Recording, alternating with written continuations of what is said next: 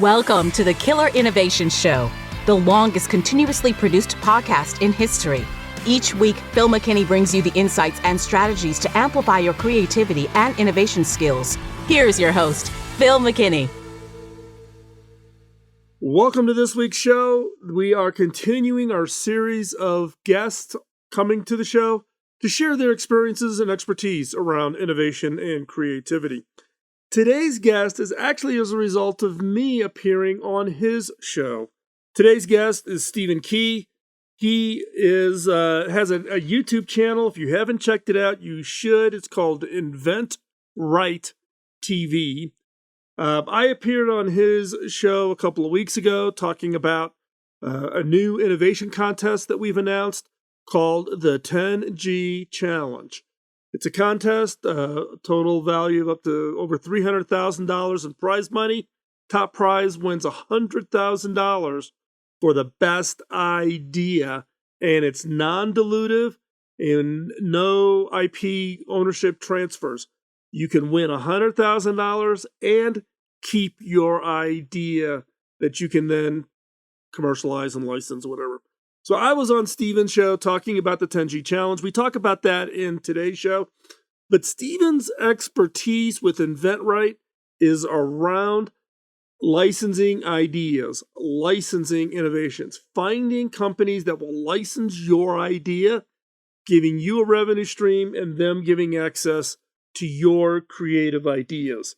Now, Stephen's been in this space for quite some time. Interestingly enough, we've never had really crossed paths.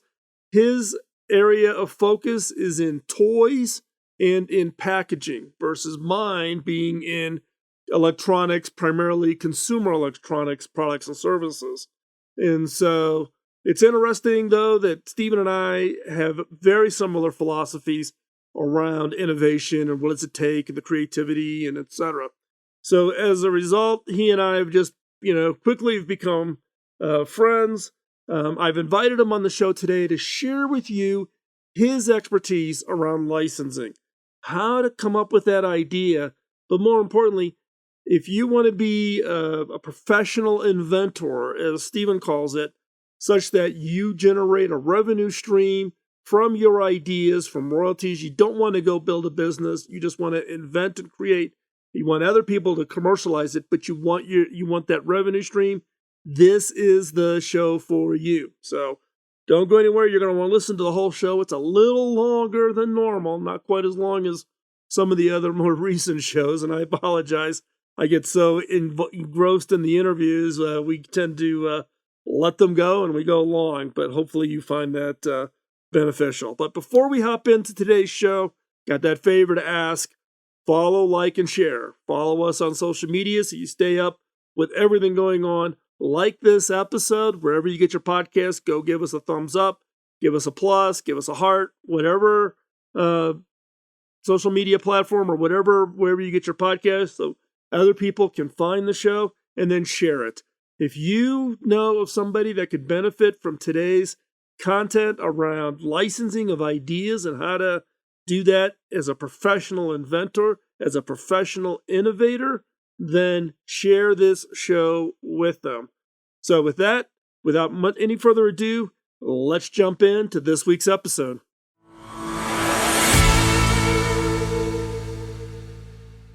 So Stephen, I have to say, it was a blast being on your show. You and I had such a great time. I don't know how many segments. We probably recorded, 3 segments for your show, all in one setting? Well, it was so good. It's so interesting. I had to do more than one, Phil. I couldn't get it all into one. So yes, we did 3. And it was interesting because you and I both have been, like you said at the beginning of the first episode, which was we've, both have been in the innovation game for so long, but our paths have never crossed because, you're in the toy packaging side of innovation versus I'm into consumer electronics and tech side of innovation. But when we finally got connected and we started comparing our views, our perspectives, our thoughts, we're kind of like, I don't know, long lost brothers or something in in the innovation space. Well, you know what was amazing about that? You're right. We were in 2 completely different industries, probably the same place, right? I mean, Silicon Valley. I took kind of the more lighthearted with toys and eventually packaging, and you were right there in the hotbed of innovation. I kind of missed that boat, but what I found was really interesting was your feeling about certain things about innovation and how it happens, and I was just surprised how much our thoughts just aligned with innovation. Yeah. Yeah, well, I think it also comes from, both you and I have been in the game for quite some time. And, we've got all the battle scars and, all the, the challenges of dealing with U.S. and international patent, structures and licensing. And you, though, being the licensor, me being the licensee, acquiring intellectual properties from inventors. When I was a CTO at HP. So it's interesting because you think about, those two communities, maybe kind of a little friction, trying to, how do you work together, that we might have different perspectives, but we didn't. Now you've got, though, a pretty extensive following for your InventRight TV channel, your YouTube video series, etc. And you do a lot of coaching and mentoring and advising of inventors. Are your followers heavily in the game packaging, or is it much broader than that? Well, it's much broader than that. I ended up in packaging by mistake. I started out with a startup company in Fremont, Worlds of Wonder, back in the late 80s with Teddy Ruxpin and laser tag. And I was employee number 20. So I started kind of in the toy industry and ended up in the packaging industry because there was less competition, Phil. And I liked the numbers of it, because they're consumable. So it was fascinating to me. But my audience is anybody with an idea in any industry. And it could be tech, it could be medical, it could be pet, kitchen, hardware, fitness. It's all over the board. Anybody that's got an idea that really doesn't want to start a business, right? They want to stay creative and they're not quite sure what to do. Maybe they don't have the money, the experience, or the time. And they're smart enough to realize, geez, I just want to be this creative person. What do I do? And so my audience is interested in the licensing business model. And so, I mean, it's interesting, as you and I were talking before we started the show, licensing has not been a big topic that I've had on the show. Now that we're in, season 18, we started the 18th year of doing this show. And I realized when I came on your show and we were talking, we've never really talked. That's why I wanted you to come here to talk about licensing, because it's not been a topic we've talked about. And for us, it's a lot about leadership and innovation cultures and those kinds of things inside of organizations and skills and getting your employees to kind of find that creative spark in them. In your case, it's a lot of the inventors side of it, but the licensing side of it. Now, like I said, at HP, we did acquire a lot of licenses. We had a lot of individual inventors would bring ideas to us. We had a process and a team that just, looked at those as potential sources of new ideas to enhance products and et cetera. But it's always been a little bit of a black box, because I always think about, wow, you've either got to have a heck of a Rolodex or somebody that's going to fund the effort, because it's not a quick process to go out and do licensing. Well, Phil, you're trying to help organizations be more creative, and I'm saying to you, well, maybe that's hard to do. You know how hard that is to do, right? So you're teaching them, you're trying to mentor everybody. And I'm saying, hey, wait a minute, there's an easier way here. Okay, why don't we open our doors to find those people that are creative, right? And that's what this licensing business model is all about. It's finding those companies that realize maybe we don't have the smartest guys behind the walls, right? Or maybe we realize we're not experts in all the fields, So why don't we open our doors and see if we can find that new technology from startups, inventors, and other sources to help us achieve our mission. That's what it's really all about. Is So, there, is there a standard kind of model to license an idea, or is it almost like one off based on what the idea is? The models are completely, I'm it, trying to figure out, is it, this like, is there a process to this, or is it, you gotta, well, there is a process to this. I, I've been doing this my whole career, licensing my own innovations in all different industries. But what we realized that yes, there is a process, and the first part of it is recognizing that companies are going to keep innovating if they want to stay alive, right? And if you can get out ahead of it as an inventor, product developer, and say, all right, what's going to happen next? What are they going to do next? What is the market telling any of us? And if I can come up with those ideas, thinking ahead, and then showing those companies that are in that category, right? And looking at their product line very carefully, really understanding who they are. And you said that last time we talked, that most people don't understand that, but you have to really know the companies, the culture, their business. And once you understand it, and then start to create for them. So what's really like? It's like I'm working for a company for free, right? But if they happen to take my idea or my invention, whatever you want to call it, they're going to pay me a royalty on each and every one they sell. right?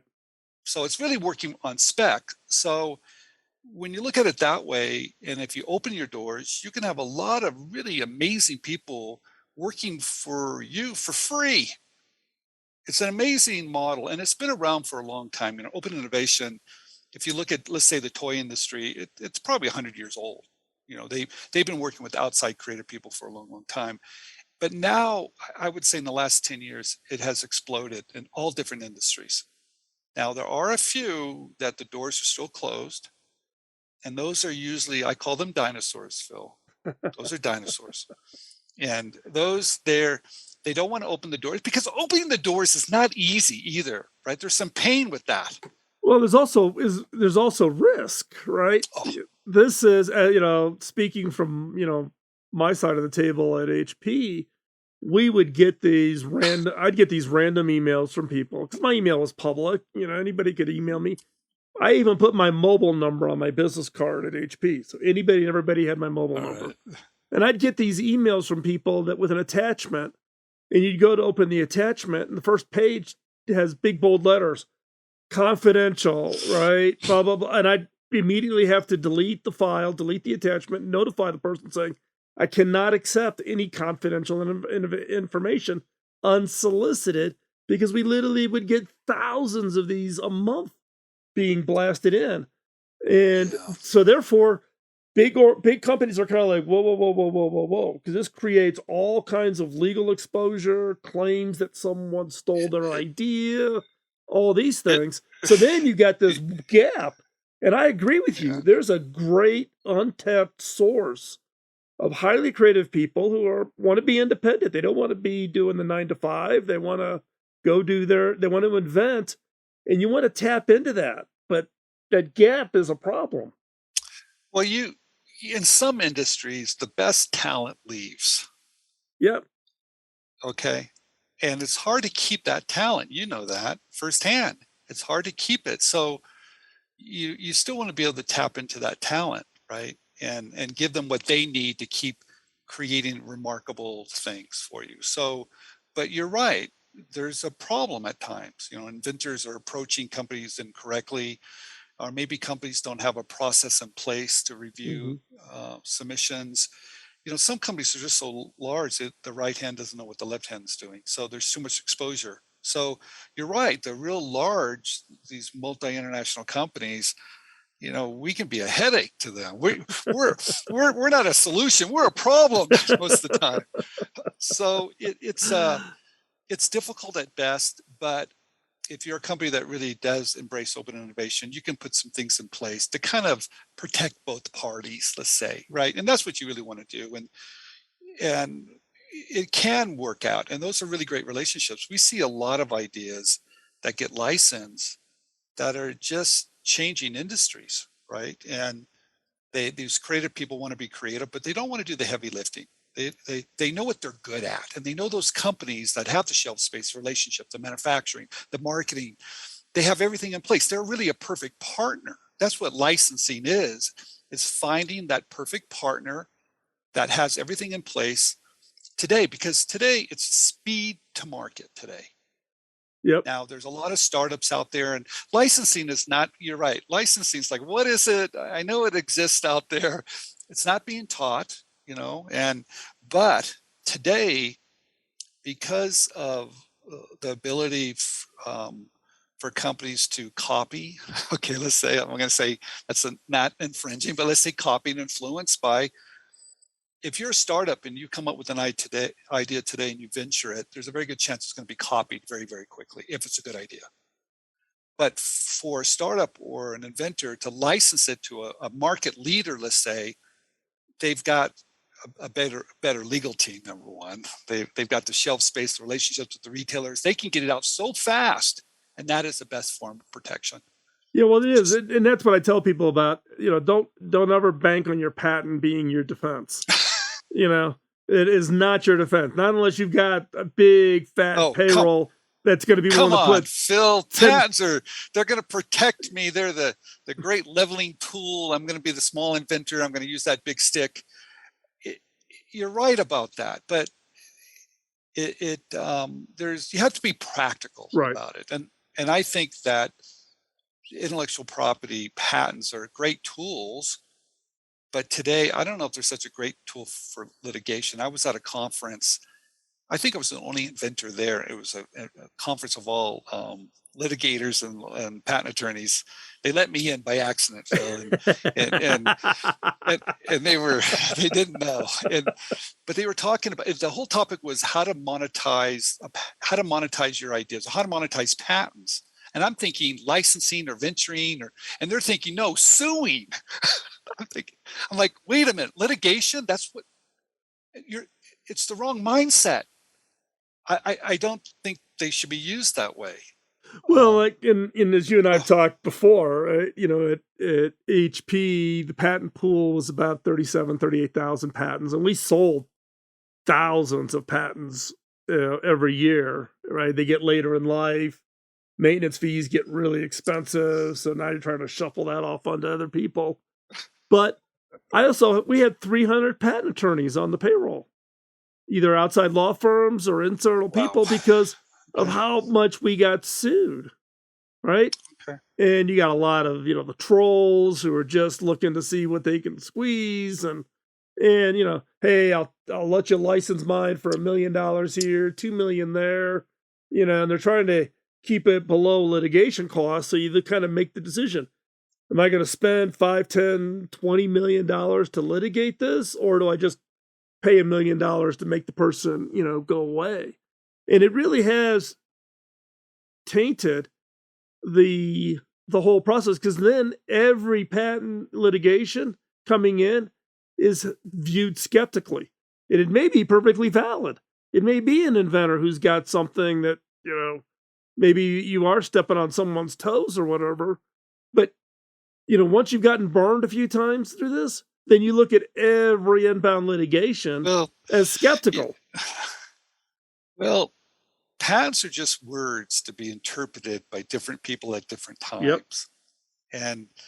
And we have lawyers to help us determine the interpretation of those words, and that's where it gets a little hectic. I also think that the USPTO, like I said, I'm a big patent holder. I believe in the system. It's broken.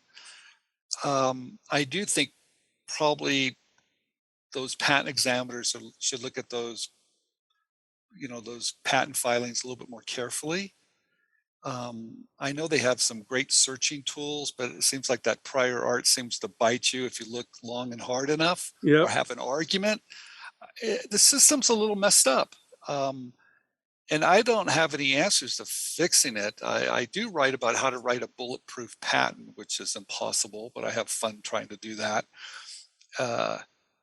And there's a whole system that's kind of built around people's innovations and dreams, right? And I think it needs to be worked on a little bit. I still think we need to have incentives to innovate. I think we have to have incentives to play fair.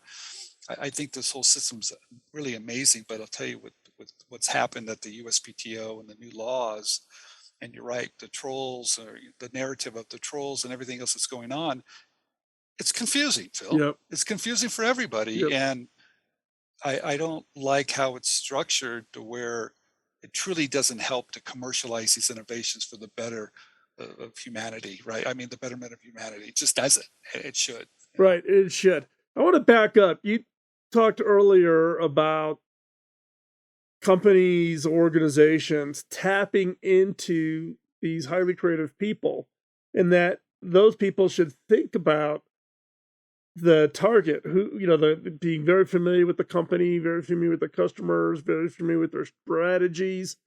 I could tell you that probably 95% of the inventors who approached HP did none of that. They had no familiarity with our product lines, our customer base, the customer segments we served, where new segments we wanted to go into, but hadn't been able to really define the hook to get into those segments. And if an inventor came to me with a really being very, very thoughtful and had done their research on that, conversations would go a lot different. Yeah, there's a disconnect, right? A lot of companies are not going to put on some of that information we're talking about, it's hard to find. You have to really dig, and it's not going to be posted on the front of their web page or home page, right? Their mission statement and what they're looking for, right, or some of the details. But you're right. You hit the nail on the head. As inventors and product developers, we really have to understand the company's goals. If we don't, it's really hard to create something for a company if you don't really understand their product line, their mission, their kind of vision, their supply chain, costs.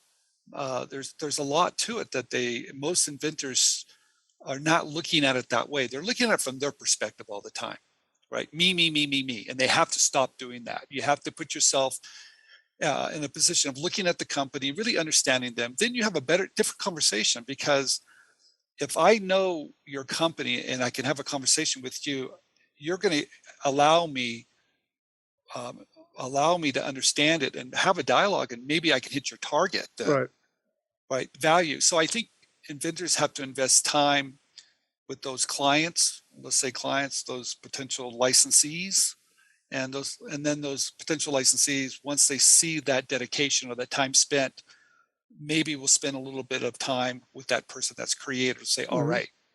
But it's an investment of time for both parties, and I don't see it happening very much. Well, and I'll go back to my HP days. We did what I call innovation by acquisition. So companies got really interesting tech, we just buy the company, right? Even that, in the 10 years I was at HP, we did 88 acquisitions, that I would say qualified kind of as innovation by acquisition.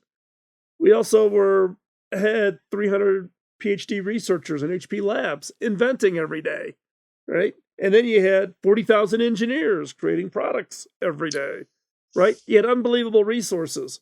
But even with that, it was some of the, what I would call real game changers for us came from outside organizations. It could have been a lone inventor. And typically, it was almost an accidental find. Somebody knew somebody who said, hey, you ought to go take a look at this, right? Because the blind, cold emails, when you're getting thousands of them, it's hard to find the one in there that made any sense.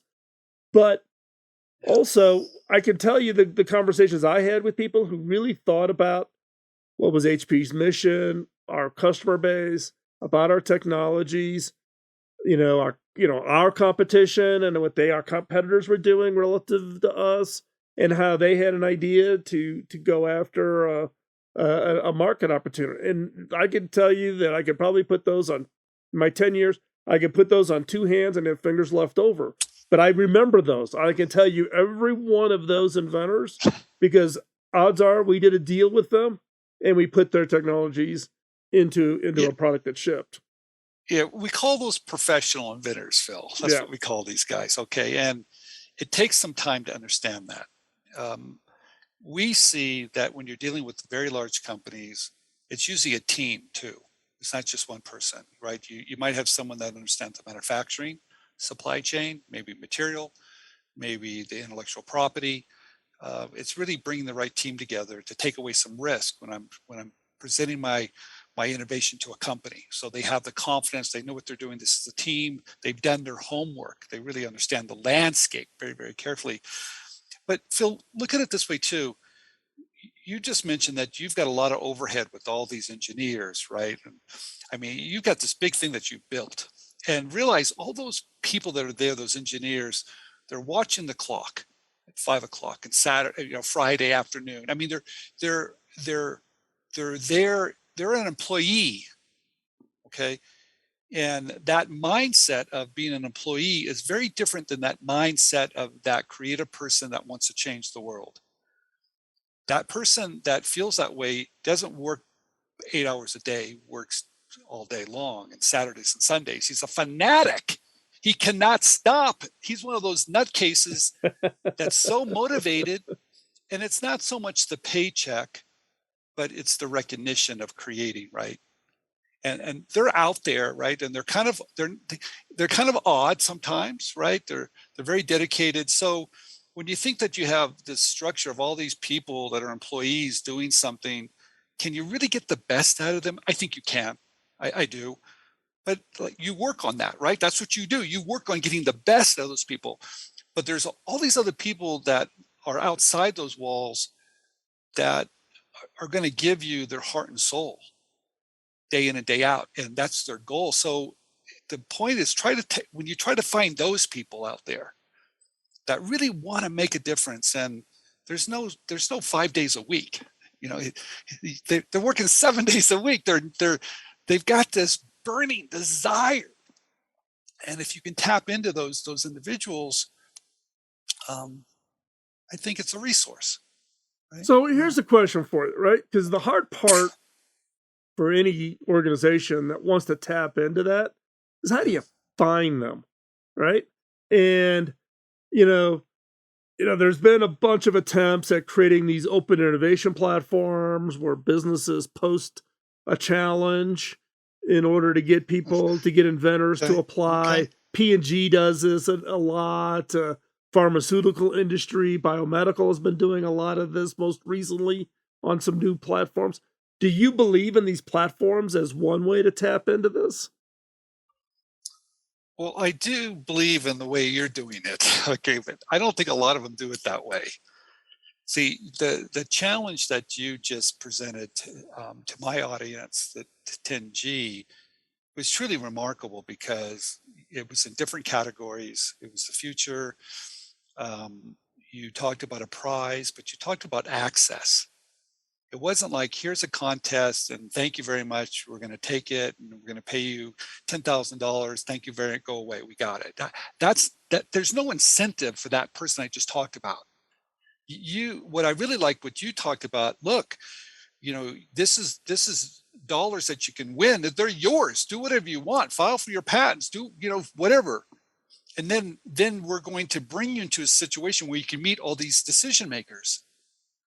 I don't know if all these type of challenges are like that. Some of them are not. Yeah, just to fill in the gap, because not everybody in the listeners heard about the 10G challenge. I talk about it on your show, but I don't talk about it. You did talking about yours? I don't talk about it on my show. So we've announced, and actually I was on Steven's show because my PR team at Cable Labs booked me, and that's how Steven and I originally met. But the 10G challenge is a contest that we're hosting about what are the new services that are going to run on multi-gigabit broadband networks. What's the future going to look like?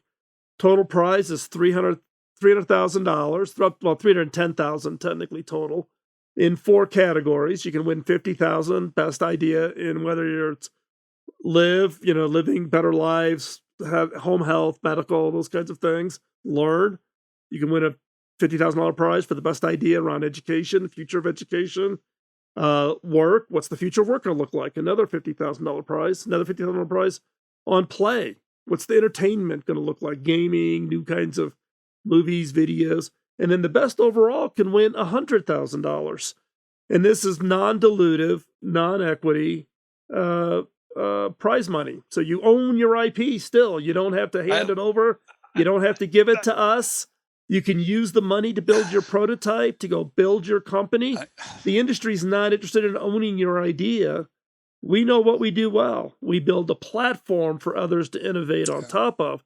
So yeah, we did a different approach to that than a lot of the, because the only other contest is solve this problem for this amount of money, and you solve it. We get the solution, you get the money, and that's the disconnect. Versus what we're trying to do. And the story we talk that I always share is I said, look, the broadband industry has always been a great platform that sparked innovation.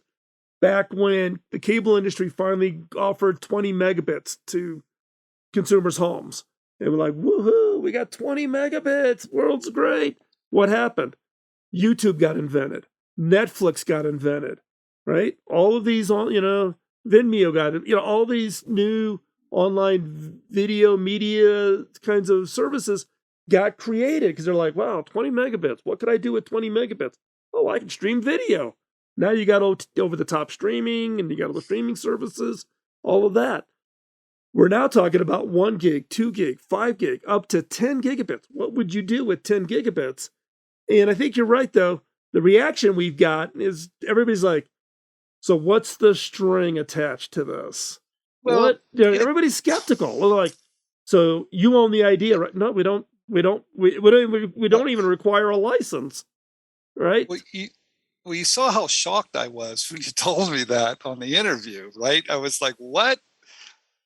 I guess we don't, getting back to your question, to find those people that are innovative, to bring them into your world, those type of contests that you're doing, yes, you can find those people now, and you need to get that word out, and I want to help do that.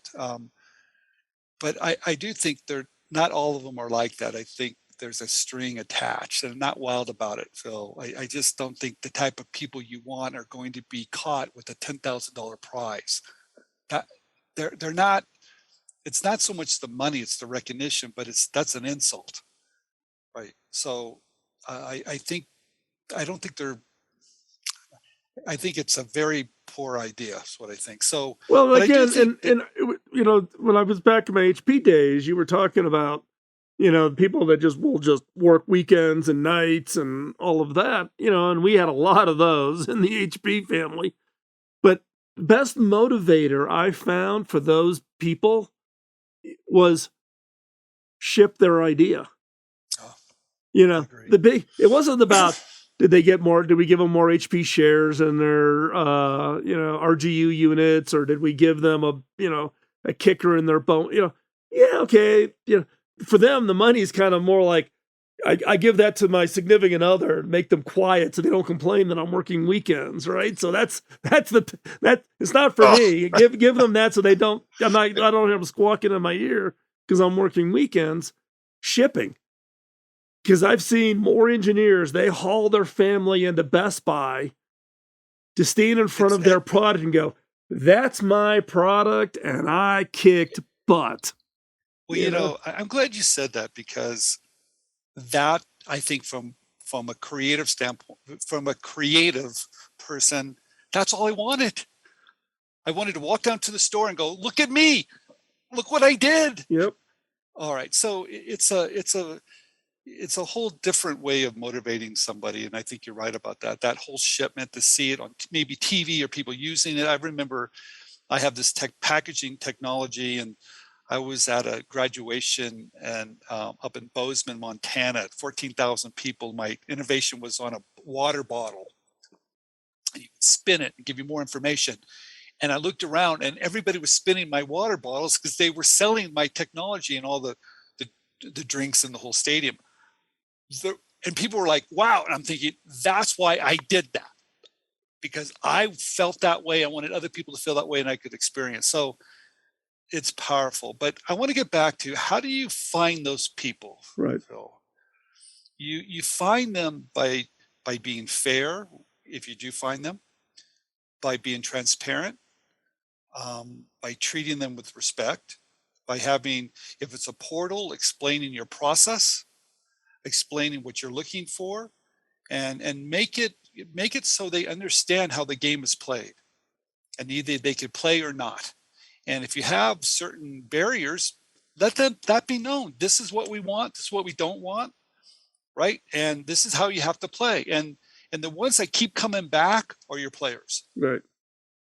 right? And they will, and you'll see a lot of them will drop off. Most people just drop off. You'll never see them again.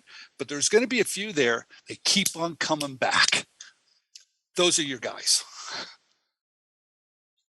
It's interesting. I mean, I'm trying, like I said, the number of times I've had a conversation with an inventor, not a company that's established and gotten their VC dollars, but a true inventor that's got an idea that they thought was a good fit, and they'd done their research and had pre-thought all of the questions I was going to ask, and already worked out their answers. And they knew more about the business than probably a number of people inside of HP knew about the business. They'd really done their research. And those are the ones that I really engaged with. And you're right, because those are ones that we then stay connected to. We actually started a little event where we would bring them in and actually brief them on our business and share with them kind of some interesting opportunities we were seeing out there, right? Because you're right, you get their labor and their brain cycles for free in the process of just being willing to be open, with them and treating them respectfully, not as, oh, you're some crazy kook and you've got this wacky idea, and but finding that connection point, that ability to connect and find them, because you gotta, as I always say, you gotta when like at HP, the term we used, we had to kiss a lot of frogs. We just had teams just literally looking at thousands and thousands of ideas submitted each year, and you just got to kiss a lot of frogs to see which one's gonna turn into the prince or princess. It's a needle in the haystack. Yes, it's terrible, and it costs you money and time and exposure. So, yep. I wrote a book. It was called "How to Become a Professional Inventor." And I interviewed 30 open innovation companies, everybody from Conair to Fender Guitars to Hasbro. And I just wanted to hear from behind the scenes, what do they need? What are they looking for? And how can we help them be successful by licensing our technologies? And what I found, it's all different. They all have different requirements. But the one thing that came through for all of them, it's all about a relationship. And that relationship takes time to build. And it takes time to invest both sides. But once you do have it, that's when true innovation starts to happen. Because you say, hey, this is not quite right, but we're looking for this. Or if you change this, it's that dialogue. Like you said, bringing them in. There are, and the other issue too, is that who's talking about this? You would think that all the patents that are filed at the USPTO, that there would be some information on, from a business perspective, how to commercialize your inventions, right? Okay, see, that's the rub here. That's the thing I don't understand, is that if you teach people to do a better job, they're going to file more intellectual property, they're going to be more innovation, they'll be more successful. There's a great investment there, but no, they don't.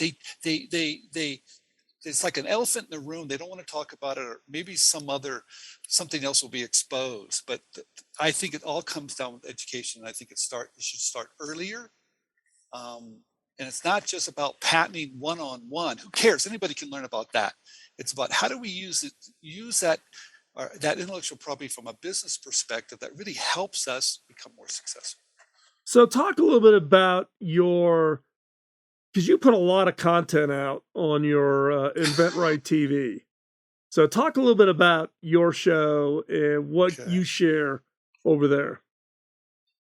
Well, about 20 years ago, I realized that I wanted to talk about this, Phil, because I didn't know anybody would care. And I guess I was wearing out all my friends talking about it. And, my wife was probably tired of it too.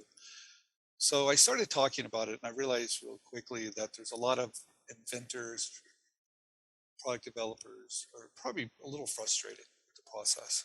So, and I found a process that was just really easy. And the process was selling the benefit first, right? And it wasn't about prototypes, it wasn't about patenting or starting a business. It was selling an idea first, selling the benefit first of an idea. And if you could do that, then maybe you do some of the other things. So it allowed you to test ideas very, very quickly, to see which ones had legs, see if anybody really wanted it. And we started this YouTube channel called InventRight TV about 10 years ago. And it's kind of just grown. And what we do, we shine the light on fellow inventors, we tell stories, we give content away, right? We give people a roadmap of how they can license their inventions in all different industries. And we've been doing it for quite a while, 830 videos. But I've also written 1,000 articles. Wow, can't believe it. 1,000 articles on this topic. You had mentioned that number yourself. Over 1 million words, 5 books on the licensing business model. And it's a really, I have to kind of laugh at myself because it's really quite simple. But why all the content, Steve? I guess because you have to keep on telling that story, getting people interested, showing how it works. And I think it gives even the thing about the licensing business model I think I love the most. It breaks down barriers for anybody in the world to do this. It does not matter how old you are. It doesn't matter what type of financial situation you're in. You could be in high school and do this. So I like to think that we break down the barriers. Sometimes you don't need IP. Sometimes you don't need certain things that you think you need. You don't. You need to understand the concept, the process, companies, and all these things. And you can play without quitting your day job. You can play. Anybody in the world can play. So. Yeah, and you were talking about education, right? You were pointing out that the patent office would be the perfect place to help educate, which they don't do. But you also have done work in order to actually start introducing the idea of inventing even in schools, right? So you've got your InventYes program, right, that you co-founded, which is really about product licensing for students, right? So make students aware that this is another valid path for particularly those students that are very creative, who are inventors, who just bubble over with ideas. Well, we've learned some of the large inventing organizations for kids. It kind of stops, right? They teach kids how to write a business plan, build prototypes, to do all these really amazing things, and then it just stops. So I think what I like to say, look, it doesn't have to stop, right? You can still take it further by learning about licensing. And that's going to teach you how to market. That's going to teach you how to protect. That's going to teach you how to reach out to companies. There's a whole life skill that you can learn by that, and even license at that age. So what I'm trying to show everybody, and I do work with the K-12 Office of Education over at the USPTO, and I just want to explain to them, you don't have to stop with this.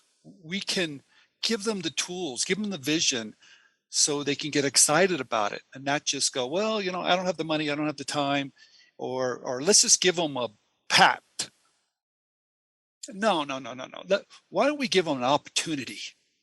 And let's give them an opportunity that they can see how they can change the world or change themselves or change people. I mean, it's just an amazing opportunity that it's not really being discussed. Yeah. So InventYes is a program that's absolutely for free for kids. It's our system that we use for adults, but kids can use it too. So it's free.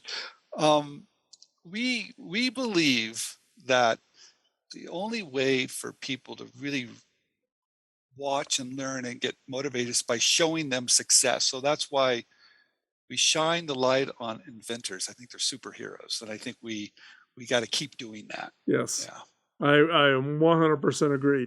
So, Stephen, if people want to track and keep up with what you're doing, or how do they, what's the best way for them to connect and see what you're up to, and maybe even reach out if they're looking for help on licensing their idea? Well, thank you for asking. I would say the first thing is just find us on YouTube, InventRight TV. I think you'll really enjoy that. They're like potato chips, Phil. You watch one, you have to watch another one. So I think that's a great way to start. If you want to read a little bit about intellectual property from a business perspective, you could go to Forbes. I write for Forbes. And then I write for Inc. and Entrepreneur and all those crazy places. So I'm pretty easy to be found. And if you ever want to reach out to me directly, go to LinkedIn, just connect, and ask me a question. I'll connect with you. And if I can help point you in the right direction, then I would love to do that. Great. Hey, Stephen, thanks for taking the time. I had a great time on your show. Enjoy really what you shared with our audience, here on the show today. And I'm sure we're going to stay connected, and we'll be on each other's shows, not in the too far future, helping each of our listener bases to take their innovations and to go change the world. Thank you so much, Phil. Thanks.